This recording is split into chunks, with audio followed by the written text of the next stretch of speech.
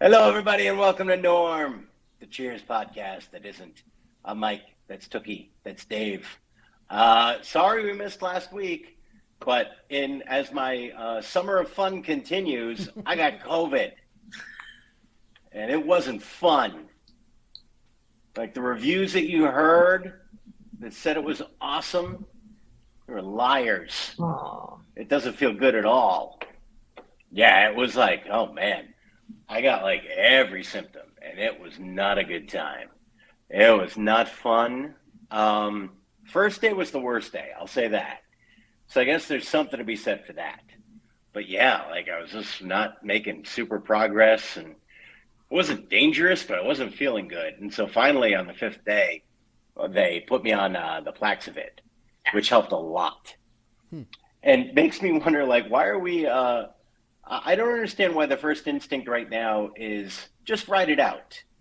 And then if you're really suffering, we'll give you this medicine that we have for it. I guess that there's a part of me that's not totally sure, and I say this with a degree in theater and dramatic literature. I don't completely understand why we're not just treating it when people get it. And we're just saying, like, let's see how much you actually need help. But yeah, so that's me. I was in zero condition to pod last week. I am not in great condition to pod this week, but we can do it. We'll push through. The people don't know that, like, underneath, like from the waist down, you're riding on a stationary bike the entire time. So this is right. A physical thing. Well, otherwise I can't make my marathon schedule. So if I'm, if I just take an hour every week where I'm not in some kind of way challenging myself physically, I'm not my best Mike. Mm-hmm. You know what I mean? Respect. Yeah. Yeah. So it's been quite a week. Yeah, I feel like the people don't understand that the three of us are all engaged in physical activity from the shoulders down. No. Yeah. It's part of the illusion.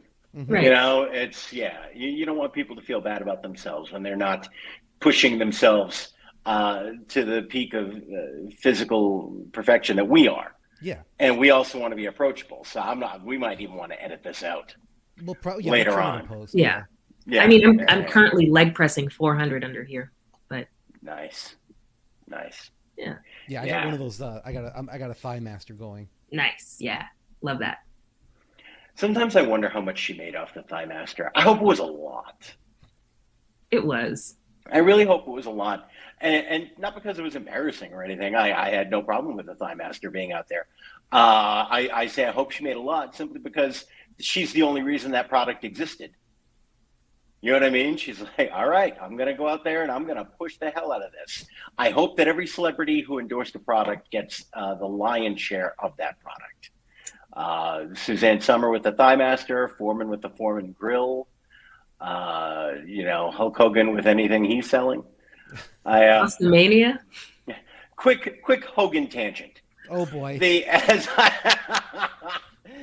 I grew up a huge wrestling fan, one of the things I'm really loving about my adulthood is just how Hulk Hogan is committed to the world only exists the way that I wrote it. Like, because I think about he's got this story all the time about how they called his manager and there was this company. So he got offered the George Foreman grill or this shake mixer. And he didn't get back to them in time. And so Foreman got the grill and he got the shake mixer. And so how he lost out on hundreds of millions of dollars. Oh, God. Yeah. And like Hogan just does that, where he has another story about how he got offered twins first with, I forget who it was supposed to be, and then didn't respond in time, and so Danny DeVito and Schwarzenegger decided to do twins and made all this money, and he missed out. I think it was like Schwarzenegger. Yeah, they had. It's always two things, and he gets the short end of the stick. It was twins and Suburban Commando. And then he didn't make the decision in time, and so Schwarzenegger took twins, and he had to do Suburban Commando. Like, Hogan is such a great example of kayfabe in life. He's just, whatever the best story is his story.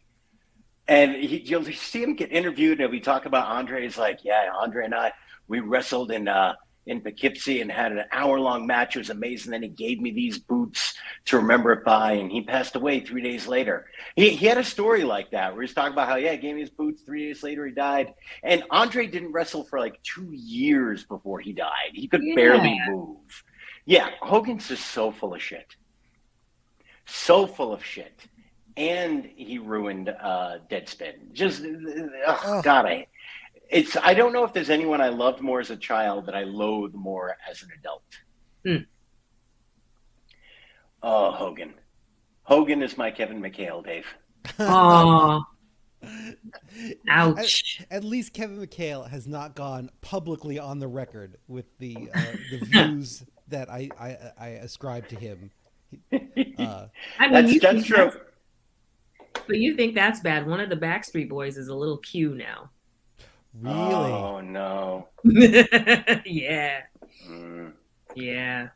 I mean, I shouldn't be surprised at all by that. Like, Q is so targeting someone who used to be in the Backstreet Boys. Like, someone who just had it all in '89 and is going like, why doesn't anyone appreciate me anymore? How come I'm not on top anymore? And he's like, there's a cabal that can answer that. Oh man, that's rough. When the boy bands fall, we all fall. Yeah. I imagine they're just tucking him off to the side and being like, just remember the choreography. Just remember the choreography. Move your lips. We'll cover it. We got the parts on tape. Quit playing games with my heart. Jet fuel doesn't melt steel. Okay, It's funny. Like, most of my Backstreet Boy information recently has been extraordinarily positive. Like, they've been on tour, and a bunch of my friends have been going and just loving life. And, like, whenever they show the clips from it, I'm like, the Backstreet Boys are committed. Like, they're really out there. They're doing it. And the New Kids on the Block, I should say, is actually, so Backstreet Boys have been doing some stuff. I'm thinking of the New Kids on the Block right now, where the New Kids have been touring. And, like, I mean, got to be in their 50s, right? Easily. And doing it all, dancing, choreographing, and really enjoying like how happy they are making middle-aged women. It's really nice. And I got to say, tip of the cap to Donnie. Like there's probably a part of him that could have so easily been, look, I've had a successful sitcom for like 12 years here, or drama, the Blue Bloods, I've been doing it. I've done movies, I've done other things. Like, I don't need to be a new kid on the block. And every few years, he's like, all right, let's go dance. He goes back out there. And the other guys wouldn't have a tour without Donnie. And Donnie gets it, and he's like, I'm happy to go out and do Hangin' Tough again. And I really respect the hell out of it. I have a good friend who is a New Kids woman now, was a New Kids girl back in the day. And every couple of years they come around, and every couple of years she's there. And like, you would think at some point the experience would, like it would change. Like you think like, okay, as I age and as they age, like it would become less fervent. It would age into something a little bit more like a marriage, kind of enters into a more sort of genteel phase. It has not. It is as hormonal now. For her, I think it's fair to say, as it was when she was a young lady. Nice. And if you're the New Kids, how do you not enjoy that? Yeah, like everybody's having a good time. Yep. More power to them. All right. Can you tell I'm unprepared for this week's episode? Does anyone have any in-sync thoughts? Are you sure? Because I wrote a whole essay on the biography book I read on them in 6th grade. Nice. I do enjoy the NSYNC. Yeah. I do feel like of them all, they were the most talented. You think so? Yep. I mean, not compared to. I think BTS is probably the most talented of all boy bands. I'm thinking boy bands of yore. K-pop is like, hey, what if we were really talented musicians who could also do Cirque du Soleil? Like, it's another skill set. There's levels. Really amazing. Yeah. I love the idea that someone is tuning into this thinking like, I'd really like to hear these two guys' thoughts on K-pop. All right, the Peterson principle. Dave, what was going on when Norm Peterson was having an existential crisis about what to do to get a promotion that it doesn't seem like he ever should have been qualified for? Well, this premiered on February 13th, day before Valentine's Day, 1986. And that night, the Boston Celtics, playing the first of a back-to-back on the West Coast, beat the Seattle Supersonics for their 39th win of the season, 107-98. Larry Bird scored a triple-double. But what's really impressive is the following night, a back-to-back on the West Coast, the Celtics play again against Portland, and Larry Bird has his famous left-handed game, where he says, I quote, "I'm saving my right hand for the Lakers," and challenges himself to shoot primarily left-handed against the Portland Trailblazers that night, and scores. Produces a second triple-double in a row. He scores 47 points, 14 rebounds, 11 assists, a steal, and 2 blocks in 49 minutes. Wow. Side note, Casey Jones abused the hell out of Larry Bird. Like, his minutes totals are absurd. But this is a legendary game. He scored 20 of his 49 points using his offhand for no other reason other than he was trying to keep himself engaged. He had reached a point in basketball where he needed to add difficulties to his day-to-day games. Yeah, so the left-handed game, kind of a famous Larry Bird moment. Incredible career, and would go on with his right hand 2 nights later to defeat the Lakers for their 41st win. The Celtics, of course, will go on to defeat the Rockets to win the NBA title in the spring. Larry Bird, ultimate showman. Mm-hmm. Also would famously refuse to pay someone to repave his mother's driveway and end his career in this offseason, if I'm not mistaken. I think he got through 87, and then things got bad quick with the old back. Yeah. Mm-hmm. Mm-hmm. All right, Tookie, can you tell us about this week's cold open, please? I can, but should we save it for the end of the show, or shall we do now a moment of silence for the late great Bill Russell? Yeah. I was wondering about where the legend should go in this week's episode. Mm-hmm. Like almost, it wasn't a full episode of, lots of important stuff goes on here. So I was kind of thinking we'd save like 10 minutes at the end just to talk about the greatest to ever do it. But it's Bill Russell. I'm happy to talk about him whenever. Okay. Let's, like we said, it's a not a goalpost episode. What's the term? A tentpole episode. We can get through this, and then we can get to what matters. Yeah. Mm-hmm. Yeah, we might have to. Bill Russell passing made me sadder than I realized it was going to. I knew it would matter, but there was a part of me that was like, well, he's 88. He's lived a really full life. He seems very much at peace and like he's going to be ready to go. And, you can hopefully look at that positively. And instead, it really made me sad. Mm-hmm. So, yeah, I don't want to spend too much time before we talk sitcom on the great one. So, yeah, let's talk cold open. We'll make sure we save a good chunk of time at the end for Bill. Fair enough. All right. So the cold open, a literal child walks into the bar and he sees Carla and says, "Oh, Mrs. Tortelli." And she says, "Oh, you must be Vito Ragazzoni," which is, my God, such I didn't realize anyone was that Italian. You must be Louis Stereotype. How you doing? Yes. My God. Okay. And he says, "That's right." And Carla says, "Oh, the young man who wants to take my daughter, my little Anne-Marie out on a date." "Yes, ma'am." So Carla tells Sam to get a soda, says, "Thanks for coming, Vito," and shakes his hand, but just yokes him up, yanks him to a nearby table and chair, and says, "Anne-Marie told me you wanted to take her to go see a movie, so I just wanted to get to know you a little bit," right? And she gets the sodas, and she says, "Well, you certainly are a fine-looking young gentleman, no doubt about that. So what movie are you going to take her to see?" And he says, 101 Dalmatians. He says, "Oh, that's a Walt Disney, isn't it? One of my favorites, as I recall." And she out of nowhere pulls out this massive old school, I think it's a Polaroid, I guess, a really old Polaroid, and just starts taking mug shots of the kid. Just see, yeah. All right, yeah, it's not only entertaining. Turn to the left, please, and so it has him take a left side mugshot. It has a nice message. Turn to the right, and has the kid turn to the right. Says thank you, and then she finishes taking her photos and puts the camera away. And Vito says, "Mrs. Tortelli, I'm getting the feeling that you don't trust me too much." And so Carla says, "Well, I'm sorry, Vito. I guess I'm just getting a little overprotective. It's my little baby's first date. But now that I see that you're a fine, upstanding young gentleman, she pulls out a couple dollars. She's like, so go ahead and have yourself some popcorn on me. Have yourself a good time." Gives him a couple bucks, sends him off. And yay, thanks, Mrs. Tortelli.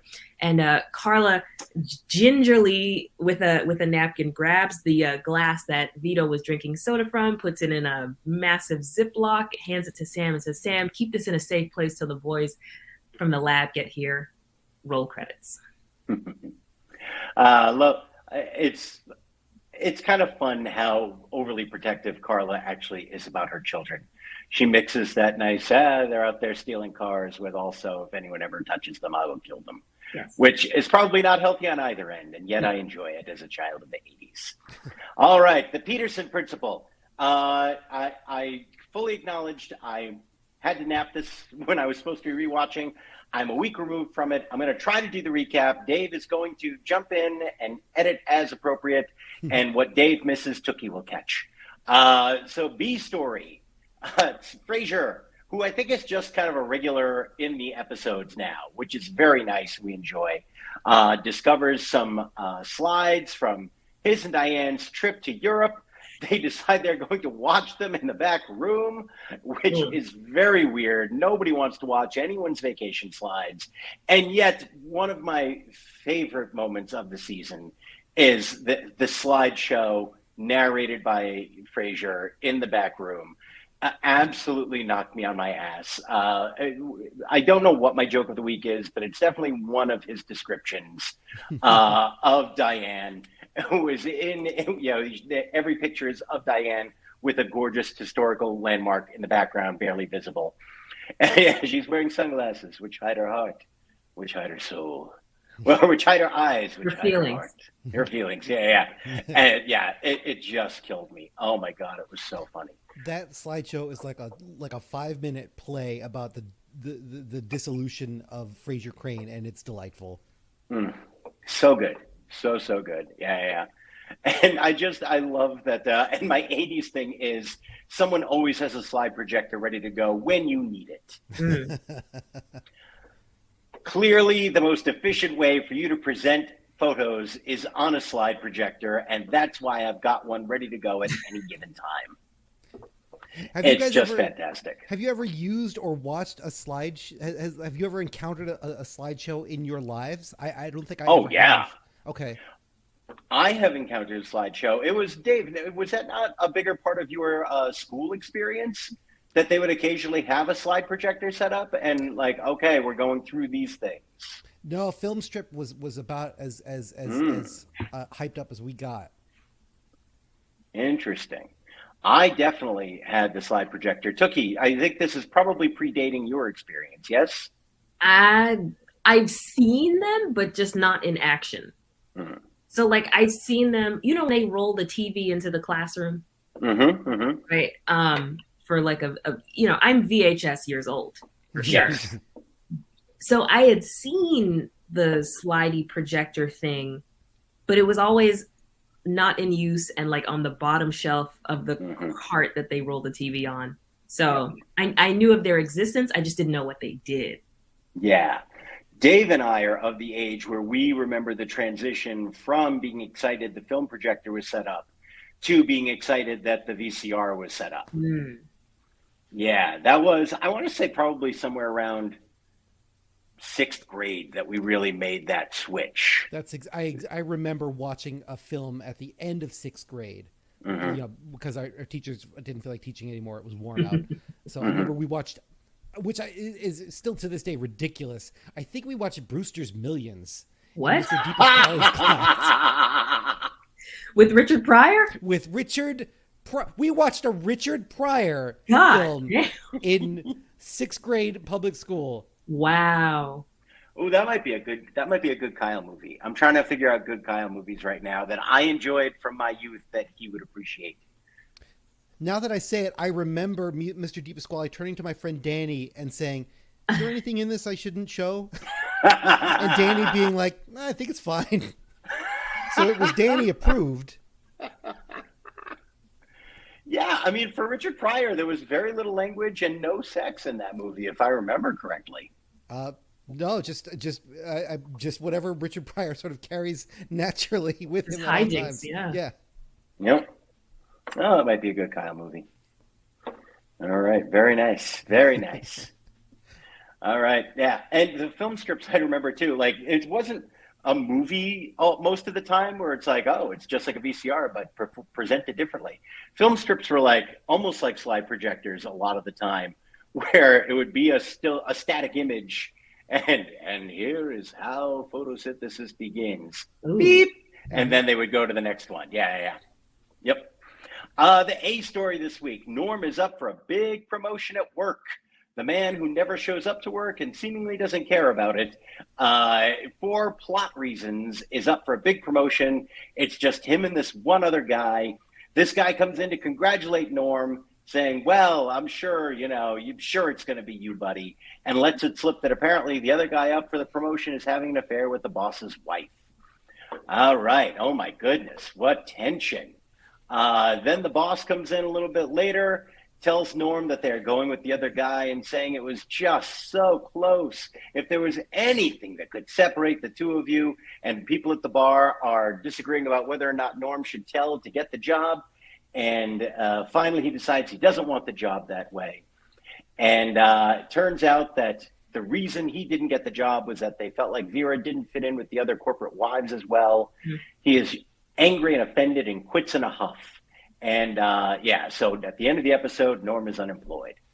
And it's an episode with a lot of funny moments, not a lot of big moments, but I did enjoy it. I don't know how much of it is carried by that slideshow, really pulling a lot of weight in the beginning. Tookie, what'd you think of the Peterson principle?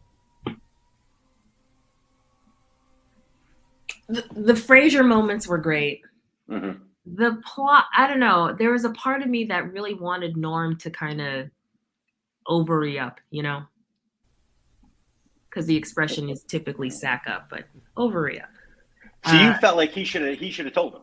He should have. You know what? If he should have stood it. I love what he did for Vera, but he should have stuck it to the man.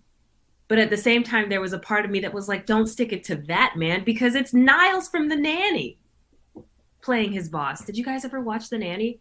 Oh yeah. I didn't catch that. That's funny. AKA Moriarty. Yeah, or Moriarty from Star Trek Next Generation. I did enjoy him as Moriarty. That is where I recognized him from. Yeah, but that's Niles, the butler from The Nanny. And anybody who ever had that aunt who would babysit you and make you watch The Nanny with her, he's iconic. And only $40 on Cameo, I think. Hey. Yeah. That's a good gig. Yeah. Yeah, I don't know. It's funny because I couldn't figure out why ethically it was wrong to say, hey, this guy's, because it's going to come out. I mean, if the whole company knows this is happening, why are you going to miss out on this promotion for this thing that everyone knows is going on? I don't know. I don't know why that would be getting the job the wrong way. I wouldn't say like, my approach would be not to be like outright, hey, your wife is shtupping so-and-so. Just like, you should be aware that there's a rumor circulating. Hmm. Remove yourself from the equation. Interesting. Mm-hmm. Yeah, it kind of felt like they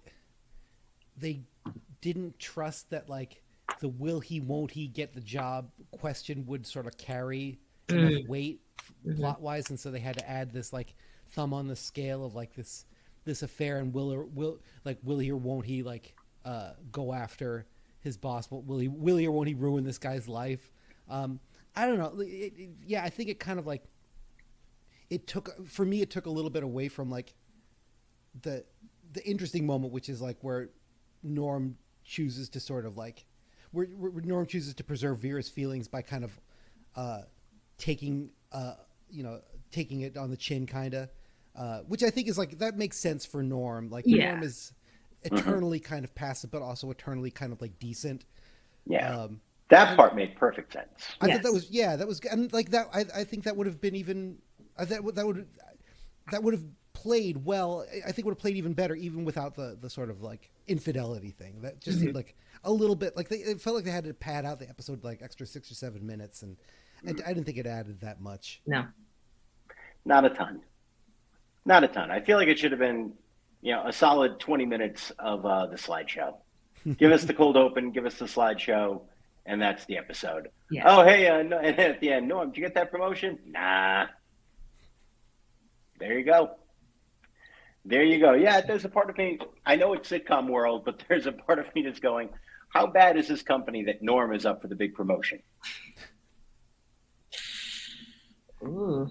Right? I think that was one of my big problems with this episode was, an episode or two prior, I could totally believe that Cliff is postman of the year. He's committed to that job. He lives for it. He loves it. Yeah. There's never a point where I'm like, in this whole company, here are the two guys who are best qualified to take a step up. I do like that every person that works for a business that Norm works for that comes into the bar looks amazing. Like their suits are always like really well tailored. They look great. but like Norm always looks like Norm. Yeah. Like those, like he's always got the same kind of like not that great fitting ensemble on. So he's got to stick out a little bit. Like every bookkeeper is kind of dressed to the nines. You'd think.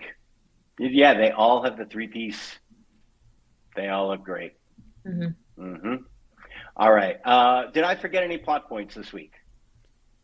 No, it's pretty light. No. It's a pretty thin episode. All right. There you go. Tookie, your joke of the week. Joke of the week was from the slideshow scene where Frasier says, "Here she is in beautiful Florence." And Woody says, "She looks just like Miss Chambers."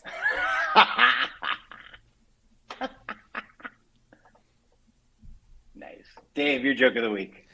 Man, Woody is the designated hitter this week because he's not playing the field, but like every at bat, it's just another scorcher to the opposite field. Later on, when they talk about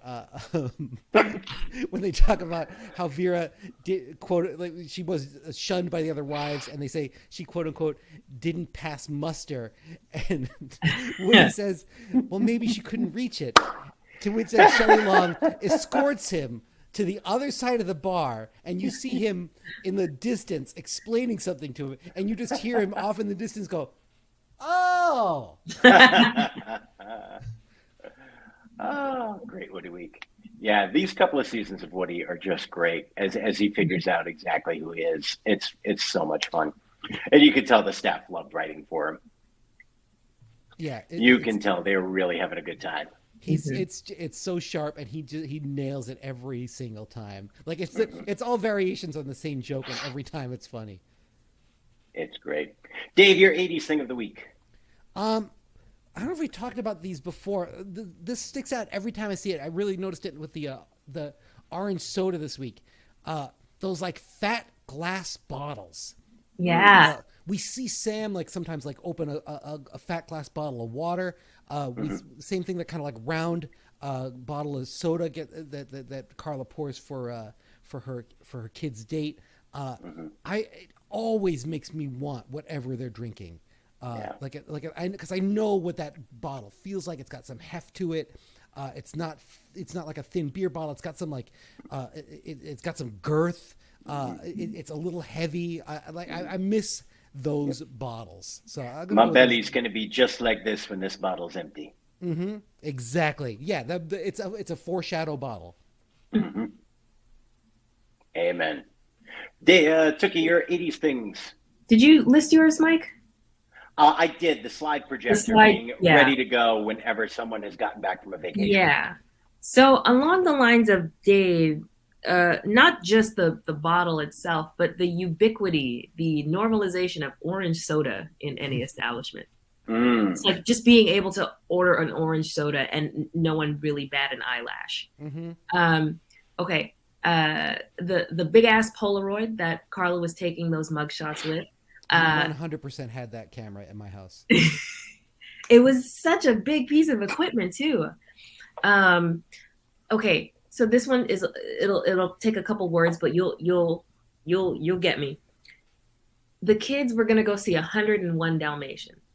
And I feel like Disney re-releasing classic films in theaters was like a highly 80s thing. And like one of which was the final ever public screening of Song of the South, which was in 1980. So Wow. yeah. So classic Disney movies being re-released in theaters for some limited period of time. That was a very 80s thing. Vacation Slides, very 80s thing. A brand new house, just easily being able to buy a new house, right? Because Norm was saying like if he gets the job, Vera says we could get a new house.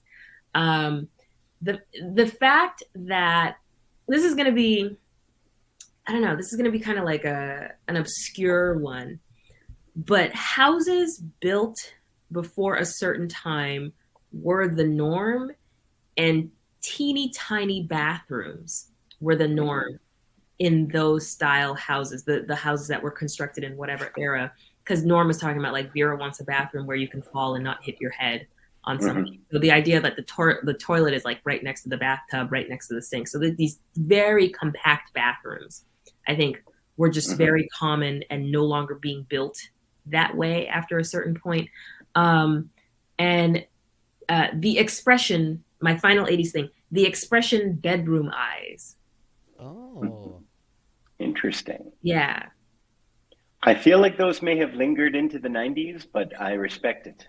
My aunt, who was also the aunt who watches The Nanny, used that expression once about something like, "Oh, this teddy bear gives me bedroom eyes," and I was like, "What the are you talking?" But she's a wine aunt, so you know. Gotcha. So bedroom eyes are eyes. I don't know, but I remember hearing that as a child, and I was like, "That means nothing to me," and that is an odd statement. But I would hear it repeated in sitcoms from an era, and I'm like, I was like, way to feel that way about your teddy bear. I didn't ask questions. I would love to see that bear. All right, That's a Tookie, sexy how white bear. was this week's episode? Oh man, we are in a downturn. Mm. It felt Inflation very white. Inflation is up, and the people of color in the background are yeah. So in the cold open, we have a man who I presume to be Latino, possibly Dominican, sitting behind Carla, a black woman who passed behind Carla when she was talking to Vito, and a black woman sitting behind Vito, who she came in through the door. And then there were only two just big chunks of scenes. Like the scenes weren't very broken up this episode, just two big chunk scenes. So scene one, we had the three repeat extras, two black women by the jukebox, a black man by Sam's office, a black man by the piano, and a black couple, man and woman, by the office door, which makes about 3, 5, 6, 9 people. The same 9 are repeated in the next scene with an extra 2, which are a black woman who passed behind Sam and Fraser when they were chit-chatting, and then a black woman who went and stood behind Diane. So all in all, 11 people counting the extras. Oof. This is like even the as we've called them before, the spicy whites. The Vito in this episode is a very Caucasian looking young gentleman. Yeah. Yep. That kid's ancestors invaded Italy. Yeah. Vito, are you sure the last name is in Svensson? Joransson? Yeah. Yep. That kid moved there from Minnesota. Yeah. Amen. All right. Any final thoughts before we close the book on this and start talking about the legend? Yeah, just not a essential watching by any stretch, but like perhaps like more like laughs than an average Mhm. kind of middle of the road, like a very genial, funny episode. Yeah, I don't want to give it too bad a time. It's somewhere in the middle of the episodes of this season, but a solid one. I mean, obviously, we all love the slideshow. There are definite laughs during the Norm stuff. I don't want to give, George Wendt short shrift here because it was not an unpleasant watch. It was not an episode where you're going like, oh man, they are struggling having him carry this. It was fine. It was funny. Yeah, I think I just always struggle a little bit with the incongruity of this guy should not be up for a promotion. Like an episode where he just started at this company too because he left the corporate killer job. Yeah. Like what did he lives at this bar? What in the world did he do in that short a period of time to make him up there to be like one of the top guys to move up a rung? That was kind of the part where maybe it keeps me from being completely all in on this one. Maybe they're suggesting with the stuff about like the joke about the breast reduction as a write-off. as a write-off. Like, does he like kind of cook the books? Is he like a little like is he creative? Is that are we saying that about Norm? That's interesting. He's always had that rep. I mean, with Sam being very worried about the tax return that Norm was putting together for him. Mm-hmm. So he has always had that rep of any possible deduction we're taking. And later on, when Carla gets audited and he tries to bury the other guy in fake receipts, I mean, we know that Norm is not Captain Ethics. So yeah. Yep. Shady Norm. Yeah, but nothing wrong with the Peterson principle. Nope. All right. All time. I will say all time Norm entrance line too. Mm-hmm. Oh, doggy dog world, and I'm wearing Milk-Bone underwear. That is one of the classic Normisms. Like that's got to be like a top 3. Has to be. That's one that gets quoted multiple times. Yeah, that's a Norm entrance Mount Rushmore entry. Yep. Yeah, good call. So there's a story about a radio host who was very excited and nervous about interviewing Bill Russell and wondering exactly how to introduce him because you could go on forever with all the accolades and all the titles that you would want to give him. And so he decided that the thing to do was to simply ask him, like, how do you want to be introduced? What's most important to you? And he said, all I want you to say is the captain of the Boston Celtics, Bill Russell. Mm-hmm. And so this week we lost the captain of the Boston Celtics, Bill Russell. One of the great basketball players of all time. There is a legitimate case to be made that he was the greatest. He's the greatest winner in the history of team sports. He was an otherworldly athlete who was competing. He was considered the second best high jumper in the world with absolutely no technique, just raw skill and talent. And for all of his athletic achievements, not the most important part of the man, a hero of civil rights, just a pillar of dignity and character. And we were incredibly lucky to have him for 88 years. We lost Bill Russell this week.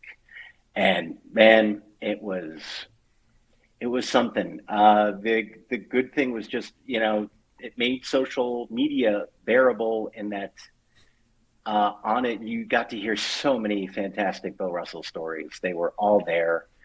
And of course, there were all the people who decided to, weaponize Bill Russell's passing for their own desires. But for the most part, it was just all great and all there and really an amazing person. What were your thoughts? What do you want to lead with?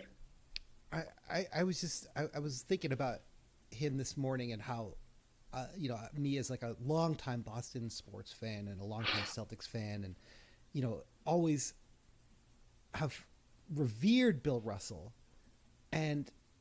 But there's always been this distance because obviously he retired long before I started watching basketball. And there's always been this distance because of the distance he rightfully elected to put between himself and the city of Boston, and I have so much respect for a man who said, I don't, you need to come to me. You need to meet, like, I'm in the right. I do not need to build a bridge to you, white sports fan, white kid growing up in New England. You need to arrive at me because I'm correct. And I felt like that was that's my experience with Bill Russell is that at no point did he there was no olive branch necessarily given to Boston or Boston sports fans or Celtics fans like me. I had to understand who this person was and what happened to him in order to appreciate him. And he wasn't going to sugarcoat anything. I needed to understand what the city of Boston was and what America is for him, and figure out a way to accommodate who he is in my understanding of sports and society. And there was never a whiff of bending towards me to make my life easier, because there shouldn't be. Just an absolute pillar in every sense. And it's a hard lesson, I think, for a kid of 12 or 13 to learn that, like, hey, your idols don't exist they're not going to make life easier for you. They're not going to make that fandom easier for you because this country doesn't make it easy on them. That's a really hard lesson to learn, and one I don't think I even articulated it until this morning, but I'm really grateful that I got to learn it from him.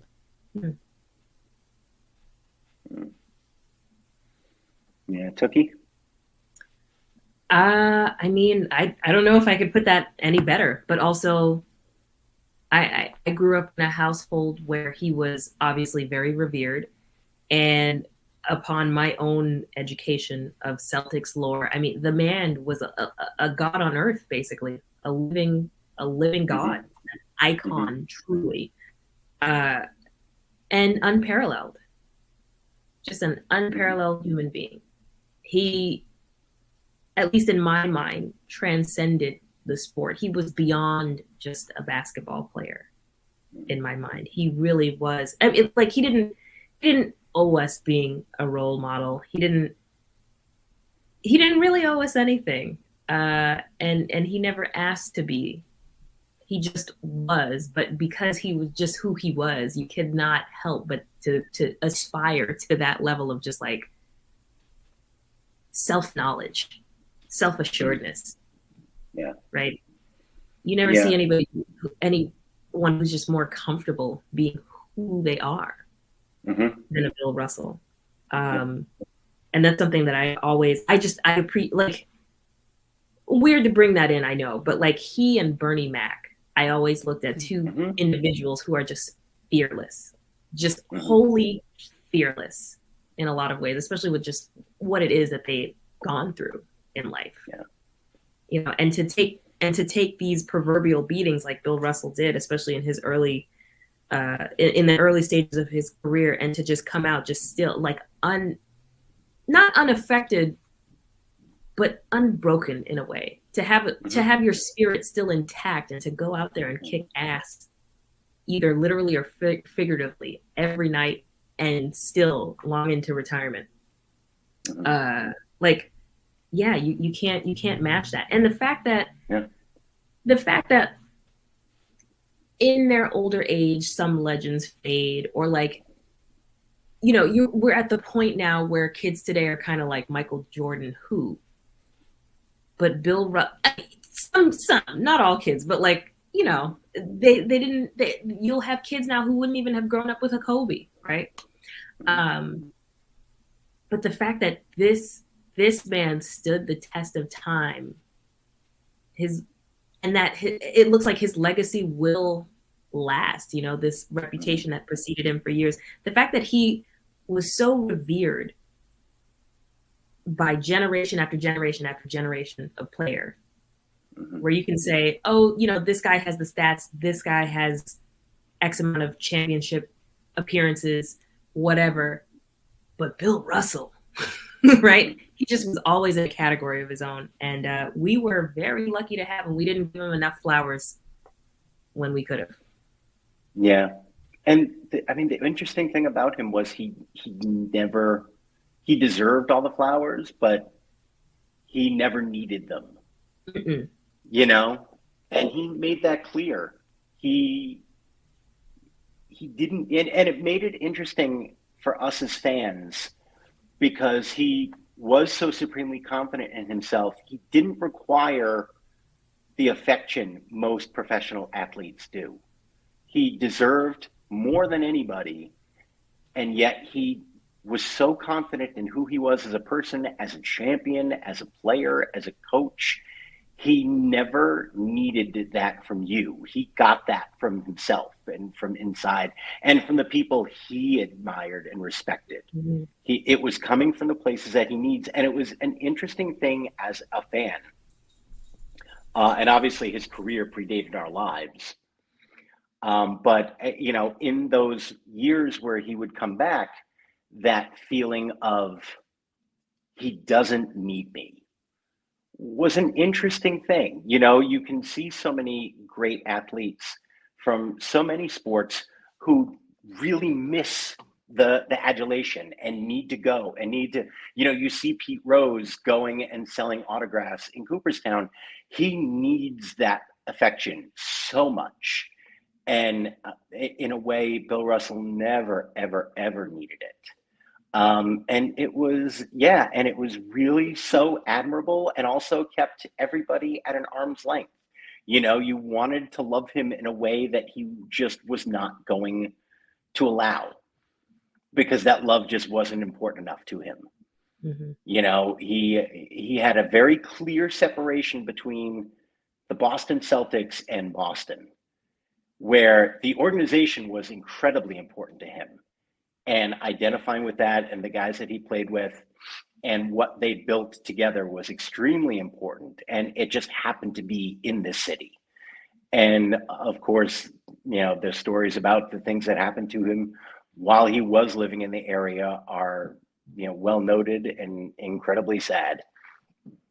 And it's nice that in the last 15 years or so, there was, you know, a bit more peace made there. Even though he didn't need it, you know, he allowed it to happen, which I think we all appreciated that he was willing to do that because he didn't have to. And yeah, and you could just see he knew what mattered and he knew what his life meant to people. And he was just, you know, he was so good at everything. He was so good at knowing what was important, at getting things done, and even in little things. Like I told Dave, there was an episode of Miami Vice that popped up, and he was like the special guest star. We were like in it and playing a big part, and he was great. He was great. He was just good at everything he did. When he was interviewed, he was a great interview. When he was broadcasting, he was an excellent broadcaster. Whatever he was doing, he was great at it. He was just this preternaturally special human being. It was really amazing. Yeah, his autobiographies are. I haven't read all of them. I read a couple of them, but they're, you know, they're required reading for an American sports fan. I think to understand, like, hey, this is part of the deal, and this is part of, you know, that you have to acknowledge that this is part of the legacy of sports in this country and how we view athletes. It's uncompromising and clear and affecting, and no, yeah, and there's no hagiography or anything. It's just it's as close to what I think his view of himself, and he's such a fully realized human, and the written word about him. His own words about himself are so clear and uncompromising, warts and all. Like he's able to see himself for who he is, and he's able to put that across on the page. It's really quite rare, I think. Yeah, he was a rare man. Mm-hmm. Oh, and I'd be remiss if we didn't take a moment to also give flowers to Nichelle Nichols, the late great. We Absolutely. lost Uhura this week. Tough Yeah. week for Black excellence. Yeah. What are we gonna do? Civil Did rights you? pioneer as well, you know? Yeah. Did you hear the interview she gave about Martin Luther King? Yeah. Somehow I'd never heard that story before. Really. No, never. She was out here. I'd never heard that. And I had heard that Martin Luther King Jr. was a big fan of Star Trek, Mm-hmm. but I had not heard about that conversation and that she was going to leave. And he said, "You cannot leave Star Trek." Yeah. Yeah. Wow. Just talk about what it meant that that was the only show he let his children stay up to watch past their bedtime because of what it meant to see that Black woman on the bridge of the Enterprise. And you can't leave because that character is not a Black character. And that could be replaced by anyone. And we need you right there. And just the pressure that he put on her, and she bore it and she took it because she could. Yeah. But, she speaks a lot to the power of representation. People are like, oh, when the chuds that freak out about like an Asian Star Wars character, for example, she opened that, she opened the doors for so many people. And it, again, it's just the power of being able to see yourself and know that you are valid and that you exist. And that other people who look like you exist and are also valid and are being validated by the people around them. And it shouldn't be the case that we need validation from the society at large and, all that's rooted in white supremacy and all that. Ooh, Facebook, don't suck us. But what she did, she didn't ask to be put in that position. She definitely didn't ask it, and she didn't, kind of like in Bill Russell's case, like she didn't owe us the taking on that burden, but she did it.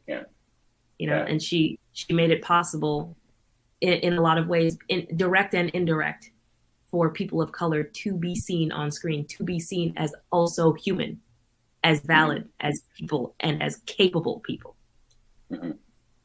Yeah, and spurred a lot of change. That was very much when you started to see, superheroes and more characters of color in sci-fi, in superheroes, in the pages of comic books and in TV shows. You started to see more of that, and it really started with her and Star Trek.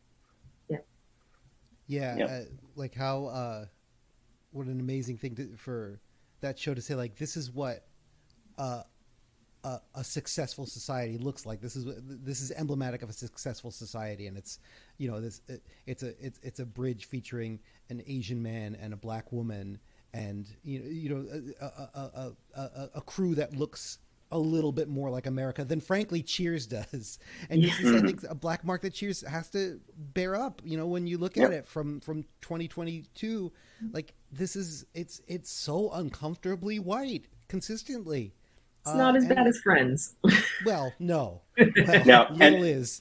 Marta Kaufman actually has been talking about that recently and finally saying, like, okay, I need to own it. It's really bad how white Friends was and how homophobic, and there was some great writing on that show, but it was also a bunch of gay jokes, very, very painfully white.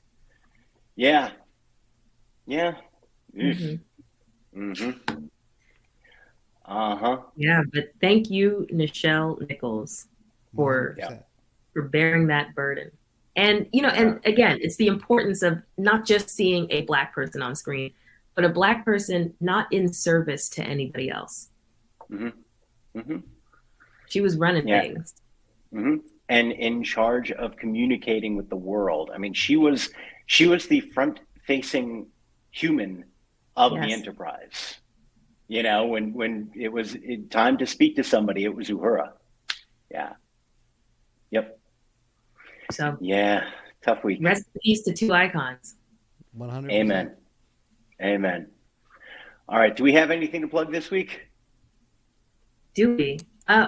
Suzy at the Rossi Square Theater this Friday. Tickets are still on sale. A fun sketch comedy troupe that you might see a familiar face in. And City Winery on Saturday. Hooray. Very nice. Very nice. Mr. Rabinow? No, nothing for me this week. Keeping All it right. low profile. I am still quarantining, so nothing for I. Nothing for moi. But hopefully I'll start doing some stuff. Yeah. I can now go out in a mask. And I can unmask in like 3 more days, though I don't think I shall. I don't know. Like so apparently you get like 90 days of being fairly bulletproof with the antibodies of actually having been positive. So I'm trying to decide if I should be out there and just loving my 90 days of safety or just being super safe still. I don't know. We'll see how it rolls. Mike, I've been outside. You don't want to go out there. I don't know. Oh, Tookie, we missed the show after the Wilbur. How was it? Oh, yeah. That was fun. I opened for Maria Bamford at the Wilbur Theater in Boston, if you're familiar with either of the two. So that was nice. Both Nice. giants. I mean, Very nice. yeah, it felt pretty good, but it's back to work. There you go. Back to work at the winery. Yep. Telling jokes. All right. I'm going to go nap. And hopefully by next week, I'll just be negative and close to regular Mike. But for Dave and Tookie, I am convalescing, Mike. And take care of yourselves.